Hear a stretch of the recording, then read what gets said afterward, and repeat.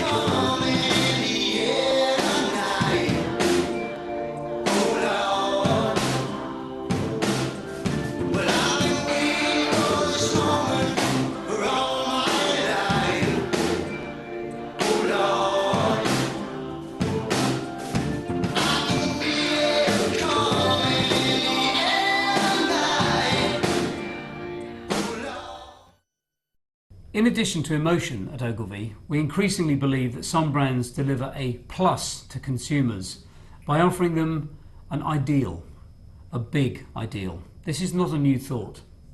Here's a picture of Sir Henry Ford. This is one man who had a belief so strong that he changed the face of the modern world forever. Over the longer term, we believe that big ideals lead to better business results. And I just wanted to share with you very, very quickly what a big ideal looks like. Essentially speaking, a big ideal is a belief.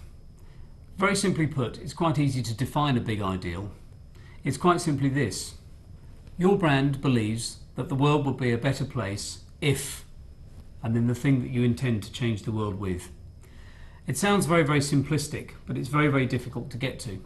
And I'd just like to show you some examples here of big ideals that Ogilvy has helped create for Coca-Cola and Dove.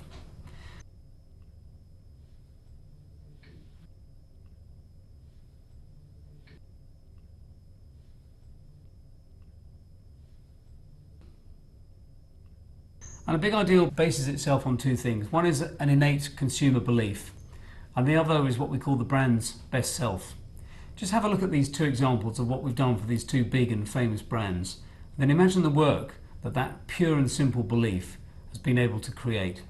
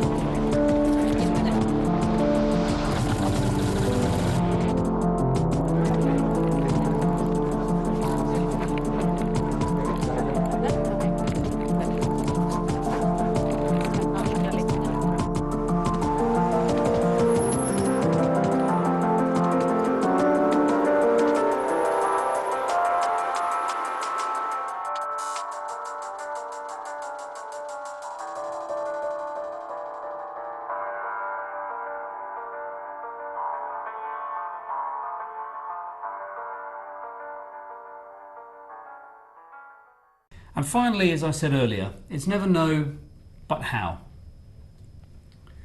Speak to anybody in customer relationship marketing and they will tell you, no, they will show you how existing customers are to be prized, revered and courted. Once lost, that consumer can influence many others to act in exactly the same way. Irritate one person once and you will pay with a steady trickle of attrition. Now in Redcard, we never said no. We didn't allow ourselves to. If somebody wanted something that we didn't do, we didn't say no. Perhaps there was an opportunity to dig deeper, to find a newer way, to do the same thing but differently. Now there's one brand out there who is so committed to people and the way that people think that they have built an entire company around those people. That company is Apple, and it's one of the most awarded brands in the world, and if it's not one of the most awarded brands in the world, it should be. It's certainly one of the most valuable brands in the world. Apple today is worth $13.7 billion, and we did the numbers game earlier in the presentation. And here is the ad I'd just like to share with you that started it all. Today we celebrate the first glorious anniversary of the Information Purification Directives. We have created, for the first time in all history, a garden of pure ideology, where each worker may bloom, secure from the pests of very contradictory thoughts. Purification of thoughts is more powerful a weapon than any fleet or army on earth. We are one people, with one will, one resolve, one cause. Our enemies shall talk themselves to death, and we will bury them with their own confusion.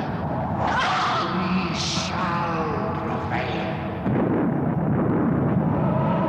On January 24th, Apple Computer will introduce Macintosh. And you'll see why 1984 won't be like 1984. It's worth mentioning here that the art director, the young art director on that commercial was our global vice chairman, Mr. Steve Hayden, who works with Ogilvy. He's based in New York, and Steve was the brains behind that ad.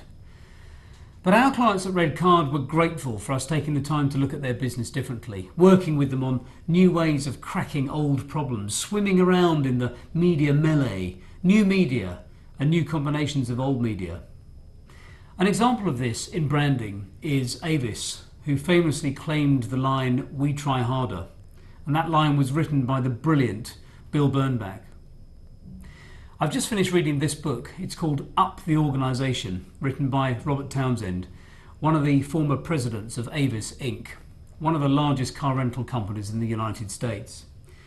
Now, you may not be familiar with Robert Townsend's name, but for Avis, he is the man that many people would say is responsible for the company we know today. Here's a brief history.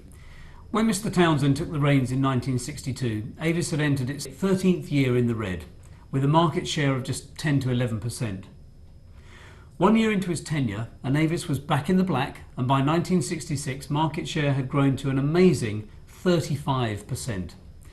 Key to Townsend's success was a bold, daring advertising campaign coupled with a very, very strong focus on, guess what? Good old-fashioned service. The ad campaign introduced "We try harder" to the world, a philosophy that became very, very quickly ingrained into the Avis culture.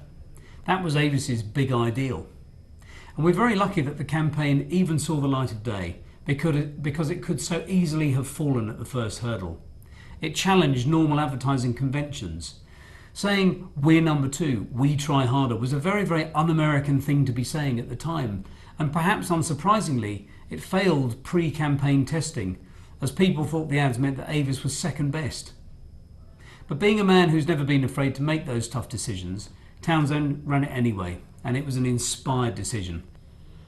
Customers admired its refreshing honesty, and it was a runaway success. The campaign heralded exciting times at Avis, with enough stories to write a book about, as Townsend did. But along the way, Townsend empowered his staff to make sure that the ads remained honest. He convinced 30 Ford executives to pay 50% towards the cost of the first campaign. The ads themselves didn't even include a picture of a Ford car, and they rather boldly made his leadership team personally responsible for dealing with the press. His rules for this are excellent and probably a topic for a future presentation.